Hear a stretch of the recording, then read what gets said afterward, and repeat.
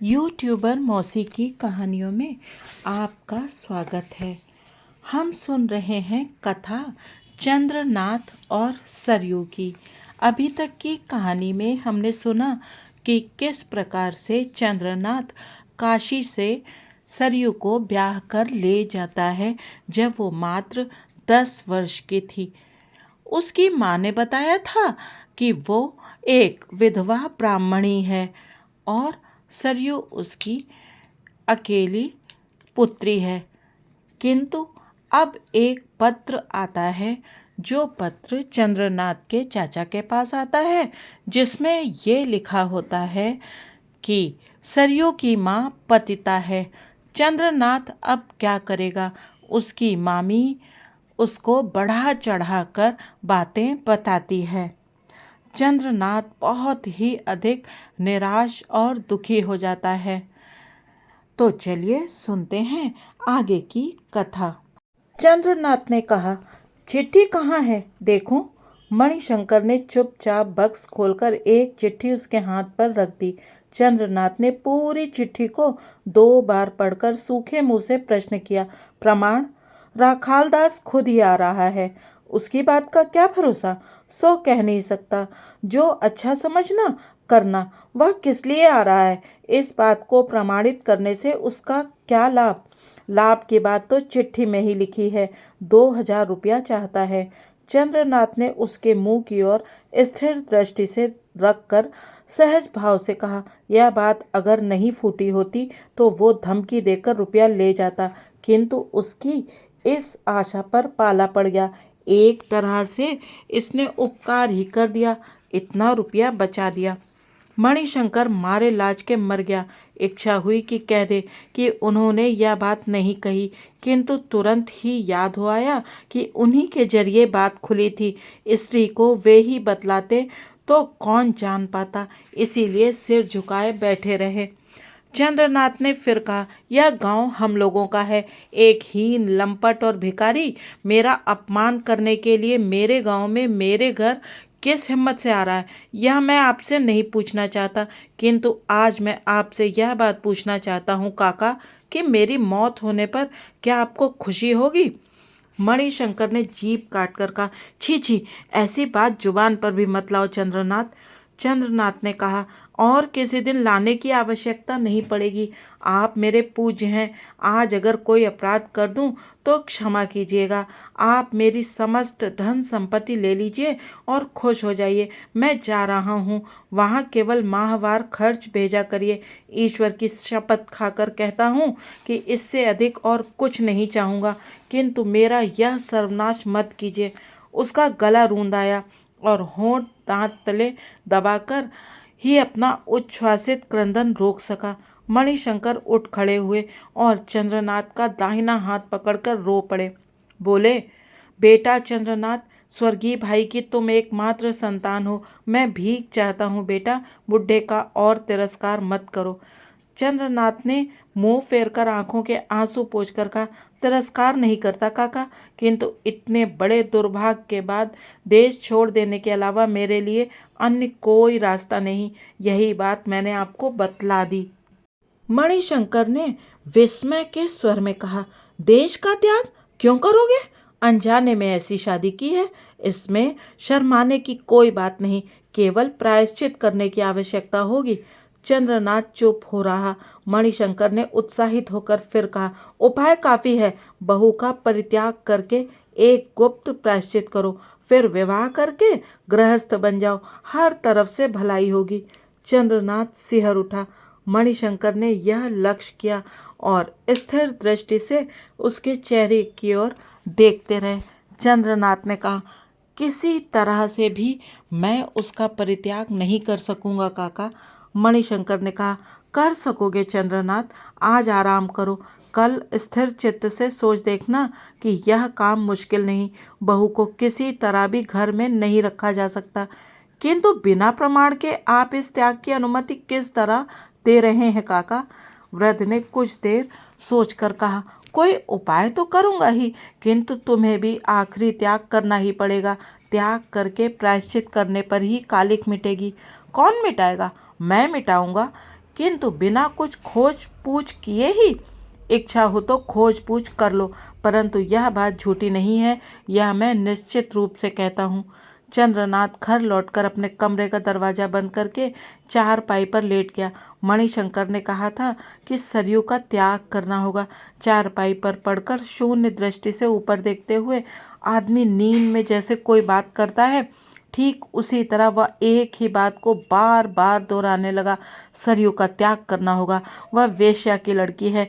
इस बात को उसने कई बार कई तरह से अपने मुंह से कहा, अपने कान से सुना, पर कुछ समझ नहीं पाया। उसने सरयू का त्याग कर दिया है। सरयू घर में नहीं है, कमरे में नहीं है, आँख के सामने नहीं है, आँखों की ओट में भी नहीं है। वह अब उसकी नहीं है। यह चीज़ ठीक ठाक क्या है, उसकी संपूर्ण आकृति कैसी है, इस बात को लाख कोशिश करने पर भी वह नहीं समझ सका। और मणिशंकर को लाख कोशिश करने पर भी वह नहीं समझ सका। और मणिशंकर ने कहा था कि कार्य मुश्किल नहीं है। कार्य मुश्किल है या आसान, किया जा सकता है या नहीं, इसे समझने की शक्ति आदमी के दिमाग में है या नहीं, यह भी वह तय नहीं कर सका। वह निर्जीव की तरह पड़ा रहा और फिर सो गया। सोने पर कितने ही स्वप्न देखे, कोई स्पष्ट था, कोई धुंधला, और नींद में एक अस्पष्ट वेदना उसके अंग प्रत्यंग में समाने लगी। यह भी उसने अनुभव किया। इसके बाद शाम होते ही उसकी नींद खुली और वह उठ बैठा। उसकी मानसिक स्थिति ऐसी जगह पर रुकी थी कि माया ममता के लिए उसमें कोई जगह नहीं थी और क्रोध और घृणा करने की भी क्षमता नहीं थी। केवल एक अव्यक्त और घोर लज्जा के बोझ से उसका शरीर और मन धीरे धीरे अवश और अवनत होकर एक बारगी मिट्टी में मिल जाने का उपक्रम करने लगा। इसी समय नौकर बत्ती जलाकर ले आया और उसके बंद दरवाजा खटखटाते ही चंद्रनाथ घबराकर उठ बैठा और दरवाजा खोलकर घर में ही चहलकदमी करने लगा। आँख के सामने आलोक आते ही मोह का बादल अपने आप स्वच्छ हो आया था और उसी के भीतर से अब हठात संदेह हो आया कि क्या यह बात सच है। खुद सरयू क्या यह सब जानती है? जान सुनकर भी उसकी सरयू उसी का इतना बड़ा सर्वनाश करेगी, इस बात पर चंद्रनाथ किसी तरह भी विश्वास नहीं कर पाया। वह जल्दी से कमरा छोड़कर सरयू के शयन कक्ष में उपस्थित हुआ। शाम का चिराग जलाकर सरयू बैठी थी। पति को देखकर जल्दी से उठ खड़ी हुई। उसके चेहरे पर भय और उद्वेग का चिन्ह भी नहीं था। लगता था कि उसके शरीर में एक बूंद खून ना हो। चंद्रनाथ ने एक बारगी पूछा, सब सुन चुकी हो? सरयू ने सिर हिलाकर कहा, हाँ, सब सच है, सच है। चंद्रनाथ चारपाई पर बैठ गया। इतने दिनों तक बतलाया क्यों नहीं? माँ ने मना किया था, तुमने भी नहीं पूछा। तुम्हारी माँ का मैंने उपकार किया था, उसी का तुमने इस तरह बदला दिया। सरयू चुपचाप सिर झुकाए खड़ी रही। चंद्रनाथ ने फिर कहा, अब देख लिया कि क्यों तुम इतनी डरी डरी सी रहती थी। अब समझा कि इतना प्यार करने पर भी मुझे सुख क्यों नहीं मिला। पहले की सभी बातें स्पष्ट हो गईं। शायद इसी वजह से तुम्हारी माँ ने किसी तरह यहाँ आना स्वीकार नहीं किया। सरयू ने सिर हिलाकर कहा, हाँ। क्षण भर में ही चंद्रनाथ को पिछले दिनों की सारी बातें याद हो आईं। वही काशीवास, वही चिर शुद्ध मूर्ति, सरयू की विधवा माता, वही उसकी कृतज्ञ और सजल दो आंखें और स्निग्ध शांत बातचीत। चंद्रनाथ सहसा नरम होकर बोला, सरयू, सच्ची बात मुझे खोलकर बतला सकती हो? बतला सकती हूँ। मेरे मामा का घर नवद्वीप के पास है। राखाल भट्टाचार्य का घर मेरे पास ही था। बचपन से ही माँ उसे प्यार करती थी। दोनों में एक बार शादी की बातचीत भी हो गई थी, परंतु उसे नीच घर का कहकर शादी नहीं हो सकी। मेरे बाबा का घर हाली शहर में है। जब मैं 3 साल की थी तो बाबा के मरने के बाद माँ मुझे लेकर नवद्वीप लौट आई। इसके बाद जब मैं 5 साल की थी तभी मुझे माँ लेकर, चंद्रनाथ ने कहा, उसके बाद हम कुछ दिन मथुरा रहे, वृंदावन रहे, उसके बाद काशी आए। इसी समय राखाल ने शराब पीना शुरू कर दिया। माँ के पास कुछ गहने थे, उसी को लेकर रोज झगड़ा होता। इसके बाद एक रात को वह सब कुछ चुराकर भाग गया। उस समय माँ के हाथ में एक पैसा भी नहीं था। 7-8 दिन तक हम भीख मांगकर किसी तरह रहे। उसके बाद जो कुछ हुआ वो तुम खुद ही जानते हो। चंद्रनाथ के माथे में जैसे आग लगी। सरयू के मुंह की ओर क्रूर दृष्टि से देखकर उसने कहा, छी छी सरयू, तुम ऐसी हो? तुम लोग ऐसे हो? सब कुछ जानकर भी तुमने हमारा इस तरह सर्वनाश किया। यह तो मैंने सपने में भी नहीं सोचा था कि तुम महापतिता हो। सरयू की आंखों से टप टप करके आंसू गिरने लगे और चुपचाप सिर झुकाए खड़ी रही। चंद्रनाथ यह नहीं देख पाया, अधिक कठोर होकर बोला, अब उपाय क्या है? सरयू ने आंखों के आंसू पोंछकर धीरे धीरे कहा, तुम बतला दो तो पास आओ। सरयू के पास आने पर चंद्रनाथ ने जोर से उसका हाथ पकड़कर कहा, लोग तुम्हारा त्याग करने को कहते हैं, किंतु मुझ में यह साहस नहीं। तुम्हें विश्वास नहीं होता, मैं सब विश्वास हार चुका हूँ। क्षण भर में ही सरयू के उदास पीले चेहरे पर रक्त की एक रेखा झलक आई। अश्रुमलिन आंखें क्षण भर के लिए चमक आईं। उसने कहा, मुझे विश्वास नहीं, कुछ नहीं, कुछ नहीं, तुम सब कुछ कर सकती हो। सरयू ने उसके मुंह के पास लाकर अविचलित स्वर में कहा, तुम मेरे क्या हो यह तुम नहीं जानते हो? एक दिन मुझे अपनी ओर देखने को तुमने कहा था, आज एक बार मेरी ओर देखो। आज मैं उपाय बतला दूंगी। बोलो, सुनोगे?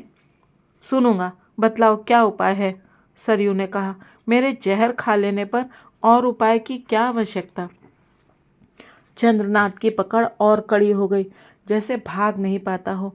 बोला, हो गया सरयू, हो गया। जहर खा पाओगी? खा पाऊंगी, खूब सावधानी से, खूब छिपाकर। वही होगा, आज ही। सरयू ने कहा, अच्छा, आज ही।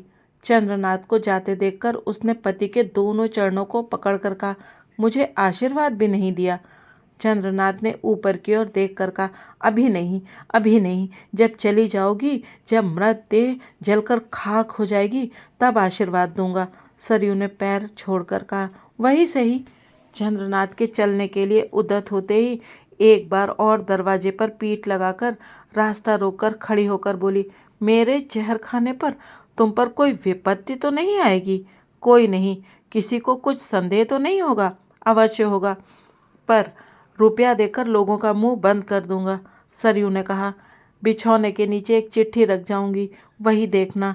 चंद्रनाथ नजदीक आकर उसके माथे पर हाथ रखकर बोला, वही करना, अच्छी तरह से लिखकर नीचे अपना नाम स्पष्ट लिख देना, कोई यह न समझ पाए कि मैंने तुम्हारा खून किया है। एक बात और करना कि घर का दरवाजा और जंगला अच्छी तरह से बंद कर देना, ताकि कोई भी आवाज़ बाहर न जाए, मैं सुन न पाऊँ। सरयू ने दरवाजा छोड़कर जमीन पर लेटकर एक बार प्रणाम किया और पद धूलि लेकर उठ खड़ी हुई और बोली, तो जाओ। कहते ही उसे संदेह हुआ, हाथ पकड़कर बोली, रुको, थोड़ी देर और खड़े रहो। वह चिराग नज़दीक लाकर पति के मुंह की ओर अच्छी तरह देखकर चमक उठी।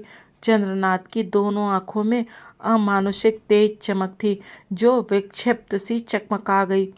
चंद्रनाथ ने कहा, आंखों में क्या देखती हो सरयू? सरयू ने क्षण भर चुप रहकर कहा, कुछ नहीं। अच्छा, जाओ। चंद्रनाथ धीरे धीरे बड़बड़ाते हुए बाहर हो गया, वही ठीक है, आज ही, वही ठीक है, आज ही। उस रात सरयू अपने कमरे में लौटकर रो पड़ी और मन ही मन बोली, मैं किसी तरह भी जहर नहीं खा सकूंगी। अकेले रहती तो मर भी सकती थी, परंतु मैं अब अकेले तो हूँ नहीं, मैं तो माँ हूँ। माँ होकर संतान की हत्या करूँगी कैसे? इसी से वह नहीं कर सकी, किंतु उसके सुख के दिन अब खत्म हो चुके हैं, इसमें भी उसे लेश मात्र संदेह नहीं रहा। गंभीर रात को चंद्रनाथ ने सहसा अपनी स्त्री के घर में प्रवेश किया और सब बातें सुनकर उन्मत्त आवेग से सरयू को छाती से लगाकर स्थिर ही रहा। अस्फुट शब्दों में वह बार बार कहने लगा, ऐसा काम कभी मत करना, परंतु इससे अधिक वह और कोई भरोसा दे ही नहीं पाया। अपने इस विशाल भवन में इस हतभागी के लिए थोड़ी सी जगह भी तो वह नहीं खोज पाया, जहाँ सरयू अपना लज्जाहत पीला चेहरा छिपा सके। समस्त गांव में कहीं भी थोड़ी सी ममता पाने की कल्पना वह नहीं कर पाया, जिसके आश्रय में वह उन गर्म आंसुओं का एक कण भी पहुंच सके। रो पीट कर उसने 7 दिनों की मोहलत की भीख मांग ली थी। भादो माह के इन आखिरी 7 दिनों को पति के आश्रय में गुजार कर वह हमेशा के लिए निराश्रिता होकर राह की भिखारिणी बन जाएगी।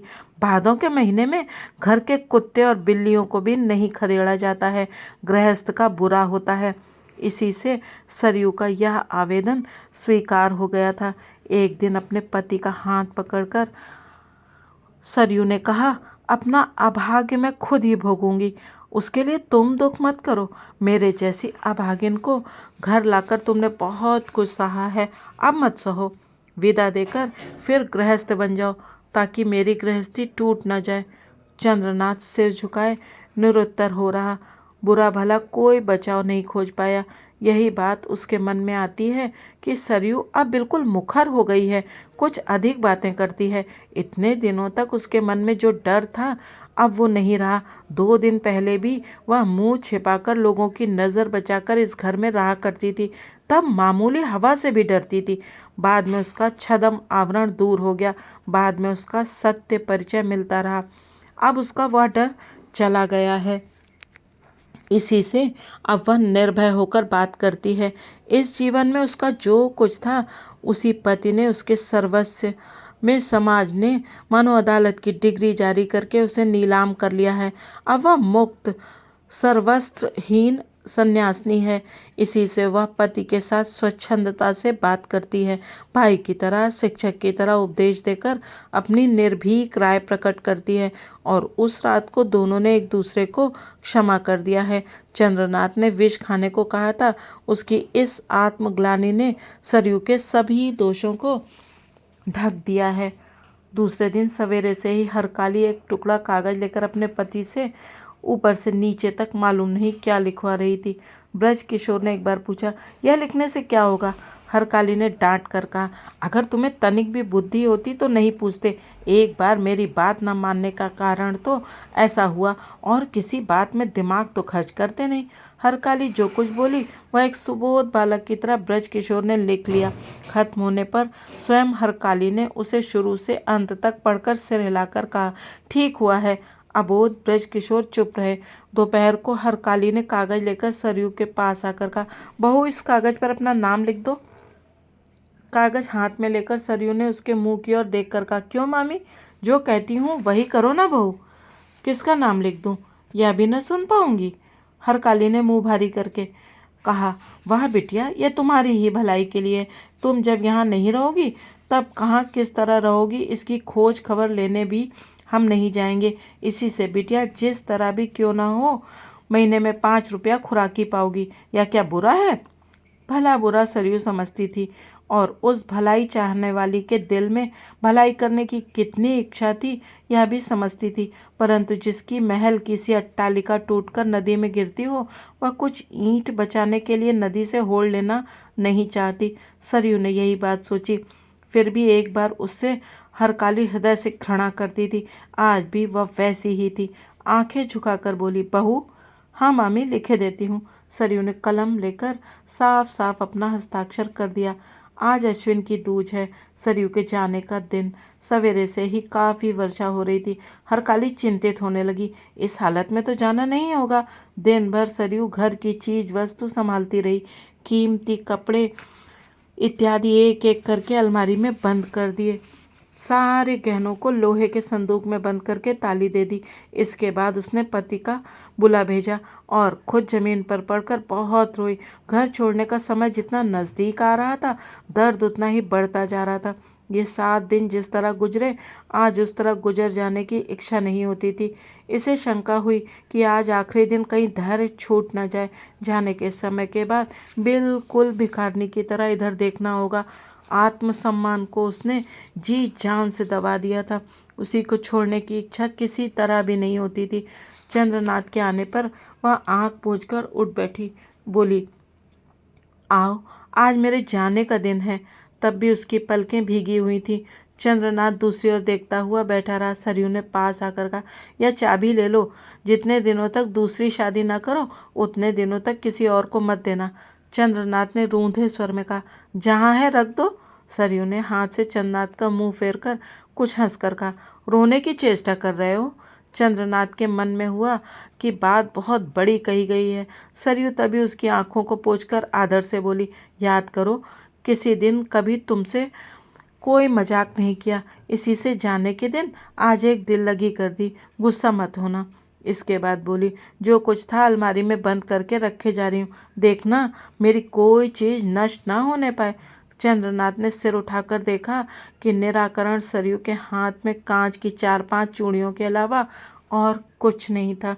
सरयू की यह मूर्ति देखकर उसकी दोनों आंखों में जैसे कांटे चुभ गए, परंतु क्या कहे वो। आज 2-4 गहने जाने का प्रस्ताव करके कैसे वह देवी की इस प्रतिमूर्ति का अपमान करे। सरयू ने गले में आंचल लपेटकर प्रणाम किया और पद धूलि लेकर बोली, मेरे जाने का दुख मत करो, इसमें तुम्हारा हाथ नहीं, यह मैं जानती हूँ। चंद्रनाथ अब तक सहन कर रहा था, परंतु अधिक सहन नहीं कर सका, उठकर भाग गया। शाम की पहले की गाड़ी के समय पर स्टेशन जाना होगा। बारिश आ रही थी। घर के वृद्ध सरकार 2-1 कपड़े और गमछा आदि लेकर कोचवान के बगल में जा बैठे। शायद उन्हें सीता माता की याद आ गई। इसी से आंखों के आंसू भी बड़े वेग से बरस पड़े।